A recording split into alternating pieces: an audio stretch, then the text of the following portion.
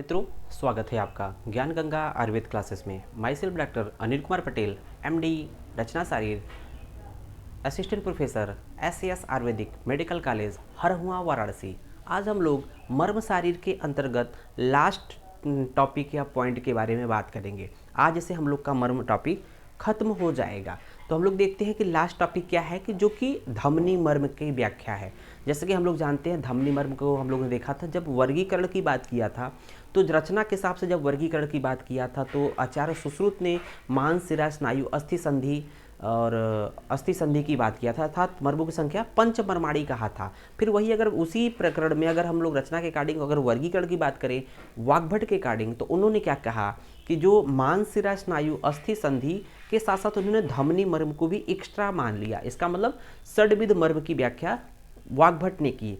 सुश्रुत ने पंचविध मर्म की बात की है, जबकि वाग्भट ने षड्विध मर्म की बात की। जो छठा प्रकार का मर्म है वो धमनी मर्म है। तो धमनी मर्म कहीं अलग से नहीं आया है, उन्हीं रचना के हिसाब से मांस, शिरा, स्नायु, अस्थि संधि में से कुछ कम होकर धमनी मर्म को हम लोगों ने टोटल संख्या 9 होता है। तो आइए देखते हैं धमनी मर्म की व्याख्या। धमनी मर्म जैसा कि देख रहे हैं, वर्णन किसने कहा है, तो ये बहुत जरूरी इंपॉर्टेंट है कि वर्णन वाग्भट ने किया है, हम लोग देखते भी हैं।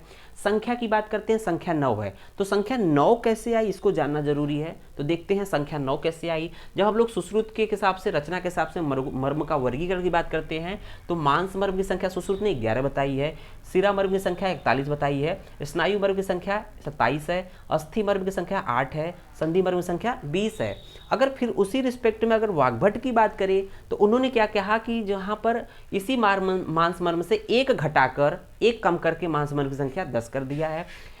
दूसरे नंबर पे शिरा मर्म से 4 घटाकर उन्होंने 41 जगह 37 कर दिया है। तीसरे नंबर पे देखेंगे स्नायु मर्म में 27 में से 4 घटाकर 23 कर दिया है। मीन्स शुरू के 3 में से पहले में से 1 घटाया है, दूसरे में से 4, तीसरे में से 4 घटाया है, मतलब 1 4 4।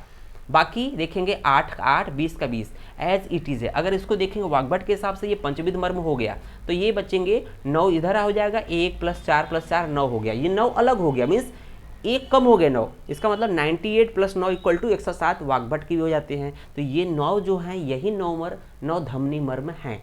तो धमनी मर्म है, तो आइए देखते हैं कि वो धमनी मर्म अल्टीमेट कौन कौन सी रचनाएं हैं, उसका नाम क्या है। ये भी बात कह ले कि धमनी मर्म कहीं नहीं अलग से कोई नाम नहीं है, जो हम लोगों ने उसी में नाम में देखा था उसी में उसने धमनी मर्म मान लिया। तो देखेंगे एक तो गुद है, गुद को उन्होंने धमनी मर्म माना है। तो इंपॉर्टेंट पॉइंट है, गुद को वाग्भट ने किस में काउंट किया है, धमनी मर्म में काउंट किया रचना के अकॉर्डिंग। तो धमनी मर्म में देखेंगे पहला नंबर पे गुद है, संख्या 1 होती है। 2 होते हैं अपस्तंभ, अपस्तंभ अपलाप जो वच्छ प्रदेश के सिरों वच्छ प्रदेश का था, अपस्तंभ संख्या 2 होती है।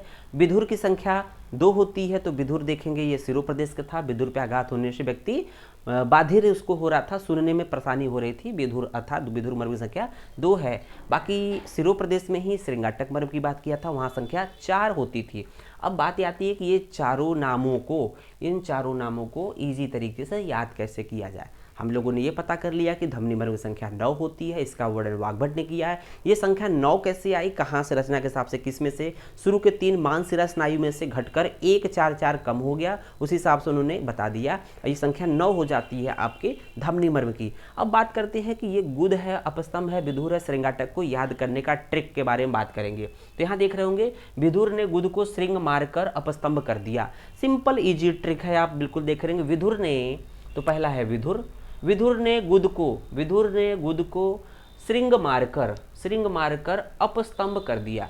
तो विधुर अर्थात विधुर मर्म हो गया, इसकी संख्या 2 हो गई, गुद की संख्या 1 हो गई, श्रृंगाटक की संख्या 4 हो गई, अपस्तंभ की संख्या 2 हो गई। तो 2 1 3 4 7 2 9, तो इस तरह से संख्या 9। विधुर ने गुद को श्रृंग मारकर अपस्तंभ कर दिया। अपस्तंभ करने का मतलब बिल्कुल भौचक्का कर दिया, या इस तरह से कह सकते हैं बिल्कुल स्तंभित हो गया, बिल्कुल आश्चर्यचकित हो गया। तो श्रृंग मतलब होता है ना कि जैसे सुई चुभ होना या डंक मारना, तो ये कह सकते हैं विधुर ने गुद को डंक मारकर, डंक मतलब एक तरह से श्रृंग मारकर, एक तरह से श्रृंग नुकीला पार्ट होता है, इसलिए श्रृंग मतलब सिंग होता है। जैसे गाय भैंस का सिंग बहुत ही नुकीला पार्ट पॉइंटेड होता है, अगर वो टच हो जाए तो कहीं ना कहीं अपस्तंभ व्यक्ति बिल्कुल डर सा जाता है। तो यही कह रहे हैं विधुर ने गुद को श्रृंग मारकर अपस्तंभ कर दिया। तो इस तरह से हम लोग देखते हैं कि ये धमनी मर्म जो है कहीं न कहीं जो अन्य मर्म थे रचना के हिसाब से सुश्रुत ने, उसी का पार्ट है। बस ये ध्यान देना था कि कौन-कौन से यहाँ पर आते हैं। एग्ज़ाम में यूजी हो, पीजी हो, यूजी में अगर सिलेबस में नहीं है तो कोई बात नहीं, लेकिन पीजी के सिलेबस में ये वेरी वेरी इंपॉर्टेंट है।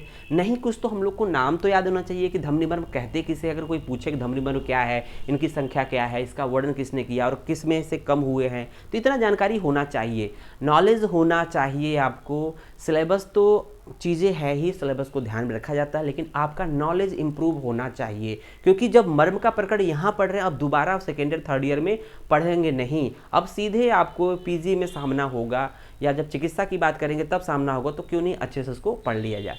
धन्यवाद।